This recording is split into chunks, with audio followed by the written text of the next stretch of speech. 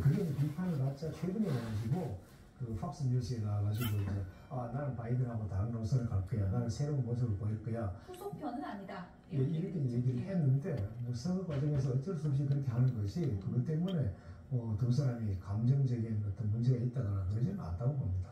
뭐 이런 차별화 전략은 지금 막판에 먹힐 수 있다고 보세요?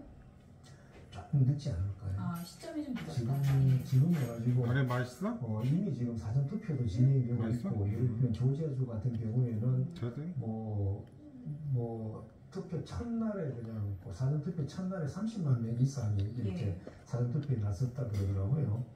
이게 사전 투표가 끝날 무렵 11월 초면 끝나는데 그때쯤 되면 전반적으로 이 경합주에서 사전 투표가 한 50% 정도는 되지 않을까 싶고 그런 상황이기 때문에 지금 하는 마지막 순간에 하는 게 과연 이미 마음을 결정한 유권자들에게 어느 만큼 영향을 미칠지 이런 좀 의심이 많습니다. 의문이 많습니다. 해리스의 위기 여러 가지 분석이 나오고 있는데 그 중에서도 딱 여기 동네 등을 돌리고 있다 이런 분석이 많이 나오고 있잖아요. 흑인 유권자층에서 왜 이렇게 등을 돌리고 있는 거예요? 해리스는 흑인인데다가 흑인이죠. 그렇다 보니까 흑인 공동체 쪽에서는 기대 심리가 조금 있었던 것 같아요. 그런데 거기에 대해서 해리스가 뭐 흑인을 인권을 뭐 신장시키겠다라고 하는 이런 구체적인 특별한 정책을 내놓는 게 없고 그 다음에 경제적인 면에서도 흑인 공동체에 대해서 트럼프가 해리스가 내놓는 게 뭐 그렇게 눈에 띄는 게 없거든요. 오히려 해리스를 강조하고 있는 것은 미국의 중산층을 강화하겠다 이렇게 얘기하는 건데 중산층이면 대부분이 지금 백인 쪽으로 이렇게 봐야 되는 그런 경향이 있고 세 번째 이유로서는 트럼프가 이 해리스와 흑인을 갈라놓기 위해 가지고 처음부터 트럼프가 아주 이상한 그 신상 공개를 좀 했었어요. 그러니까 해리스는 원래 인도 사람이라고 얘기하고 돌아다니는 사람인데 지금 와가지고 흑인이라고 얘기한다 이렇게 그냥 비난을 하면서 이 둘을 좀 갈라놓았는데 그런 인신 공격도 조금 먹혀들고 있는 게 아닌가 하는 생각이 듭니다. 사실 뭐 해리스 부통령이 후보로 확정되면서 검은 돌풍이 이어질 것이다 이런 또 얘기도 있었고 오바마 대통령 부부까지 지원 사격을 하고 있지 않습니까? 그런 상황에서도 흑인 표심이 모이지 않는 것에 대해서는 그만큼 해리스 부통령 전략이 부족한 거 아니냐 이런 비판이 있을 수도 있을 것 같습니다. 그런 비판들이 좀 나오고 있는 것 같고 그 무엇보다 지금 해리스한테서 제일 사람들이 이제 밥이고 이거는 그 어려울 때 강력한 리더십을 발휘할 수 있는 사람이다 라고 하는 이 부분인 것 같거든요. 아까 제가 말씀드린 허리케인 때도 그렇고 그 다음에 이스라엘 문제에서도 그렇고 해리스가 뭐 팔레스타인의 자결권도 존중해준다 이렇게 말을 하는데 그렇게 하는 흔적은 아무것도 보이는 게 없어요. 10월 이런 거는 광고 들었어요. 해리스가 언론하고의 접촉을 상당히 확대를 했는데 그 접촉할 때마다 조금 이렇게 계속 부족했어요. 안 나는 것 같더라고요. 10월 5일날 6일인가 그때 CBS하고 그 60 Minutes라고 하는 시사 프로그램에 나와가지고 얘기를 했는데 이스라엘, 우크라이나 문제 뭐 여러 가지 그 국내 이슈가 다 나왔어요. 그런데 제가 봐도 그 중에 하나도 시원하게 말이죠. 이거다 이렇게 얘기할 수 있는 그런 답변이 안 나왔고 뭐 예를 들어 우크라이나의 나토 관련 문제 어떻게 할 거냐 이렇게 물었는데도 그건 우리 그때 가서 보자 이런 식으로 대답을 좀 회피를 하고 하면서 강력한 리더십을 제시를 하지 못하고 있는 게 가장 큰 지금 지지부진한 원인이 아닌가 저는 그렇게 생각이 듭니다. 여론조사 결과 그래픽 좀 계속 보여주시면 좋을 것 같은데 지금 뭐 수치상으로는 5차 원이니까 초박빙이긴 한데 미국 내 뭐 현지 언론이라든지 이런 보도를 보면은 뭐 도박 배팅 그 사이트라든지 이런 부분에서는 좀 트럼프 쪽으로 기울고 있다 이런 또 분석들이 많더라고요. 어떻게 보셨어요?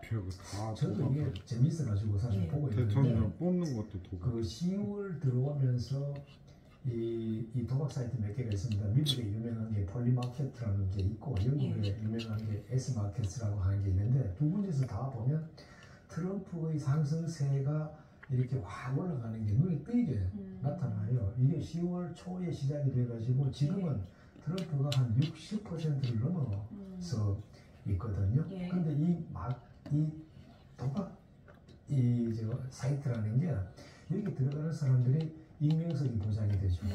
그 다음에 결과가 그 자리에서 나오니까 투명성도 보장이 되고 신속성도 보장이 되고, 그 다음에 이 도박이 뭡니까? 돈을 놓고 하는 거거든요. 그러니까 거기에서 이기면 돈을 먹는 거고 지면 손해를 보는 거니까 사람들이 굉장히 냉정하게 이렇게 이제 그 판단을 하는 것 같더라고요. 그래서 제가 보면 전체적으로 정통적인 여론조사 기관의 발표보다 이 몇 개 사이트에서 나오는 정보가 훨씬 그때그때의 사건에 예민하게 이렇게 결과를 보여주고 있다는 생각이 듭니다. 신뢰도라는 거는 뭐 주관적으로 판단할 수 있겠지만 어쨌든 흐름을 볼 수 있는 좀 중요한 지표가 될 수 있다라고 이제 얘기를 해주셨는데, 여러 가지 이제 경합주 중에서도 펜실베니아 선거인 단수가 워낙 많이 걸려 있으니까 그렇죠. 여기 가져가야 이긴다고 하잖아요. 여기는 그렇죠. 지금 분위기 어떤 거예요? 거기도 지금 트럼프가 이 도박 사이트 쪽에서 보는 것 같으면 트럼프가 우세한 걸로 기울을 딱 따고 우리나라 이렇게 보고 있는 것 같거든요. 이 펜실베니아를 가져가야 됩니다. 해리스도 가져가야 되고 트럼프도 이걸 가져가야 되고, 아까 말씀하신 것처럼 그 선거에 있는 숫자가 19명으로 가장 많고, 네, 지금 그래프 보시는 것처럼 전통적으로는 이곳에서 민주당이 많이 좀 우세했던 지역인 건가요? 그렇죠. 예. 그래서 소위 블루홀이라고 해가지고 러스트벨트 지역 전체가 민주당의 아승이었거든요.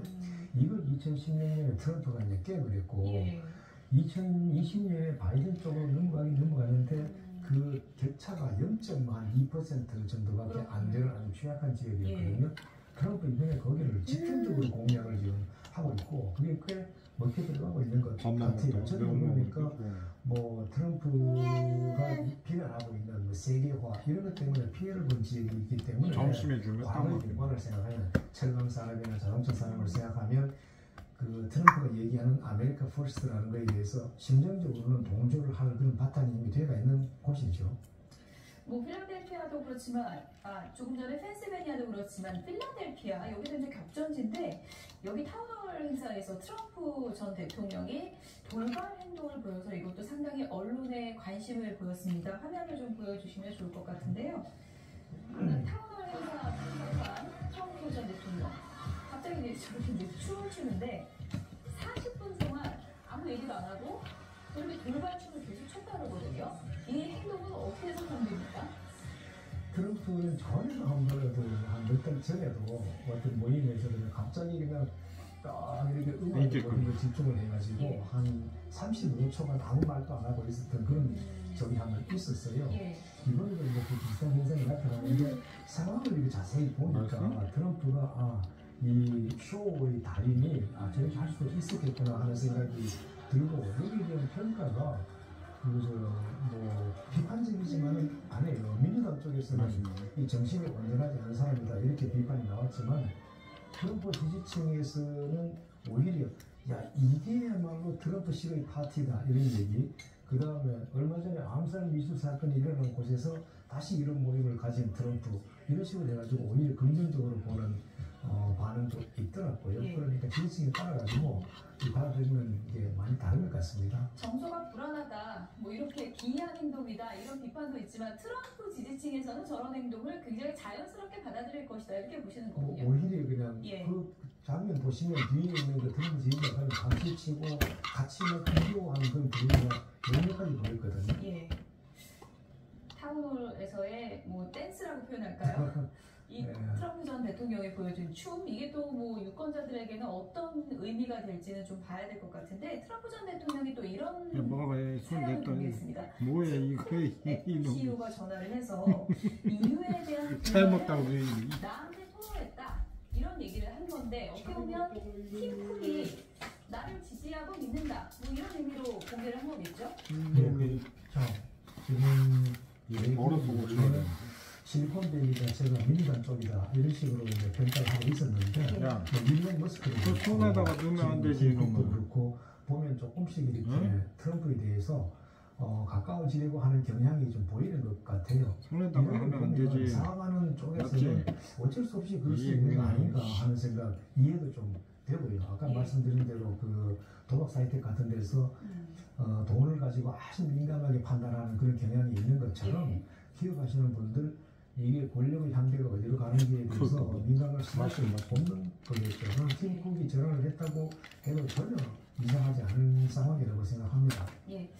끝으로 이 부분을 좀 짚어볼게요. 일단은 해리스 부통령 같은 경우는 지금 떠난 흑인들의 표심을 잡기 위해서 막판 공략에 집중하고 있는데 트럼프 전 대통령 입장에서는 남은 기간 어떤 층의 표심을 공략하게 될 거라고 보세요? 트럼프는 지금 전부터 그랬고 트럼프는 어쨌거나 간에 집토끼들의 이 동원율을 올리는 곳에서 그러니까 내 진영을 최대한으로 돌림으로 해가지고 투표를 높이겠다 하는 전략이었고 그 맥락에서 보는 것 같으면 지금도 백인, 저소득층, 저학력, 남성, 노동자들을 대상으로 해가지고 손가락을 입에다 넣으면 안 되지. 미국 경제민족주의 강조하고 외국식 코치하고 그다음 부모들에 대해서 애들 잘 이렇게 교육시켜야 된다. 안 되지. 그에 대해서 무슨 진보 사람들이 들어오는 거 막아야 된다 하는 이런 메시지를 계속 발산하고 있거든요. 저는 트럼프는 끝까지 그냥 이런 전략에 따라갈 거라고 생각하고 있고 지금까지 나타나는 걸 보는 것 같으면 특히 최근에 힘을 들어가지고 트럼프 이런 메시지가 좀 먹혀 들어가고 있는 것 같다 하는 생각이니까 이대로 갈 것 같습니다. 네, 어쨌든 다급해진 쪽은 지금 해리스 부통령 쪽이라는 분석이 많은 건데 막판 전략을 어떻게 짤지 이게 좀 관전 포인트인 것 같습니다. 지금까지 주병재 경남대 초빙석자 교수였습니다. 고맙습니다. 네, 감사합니다. 10원.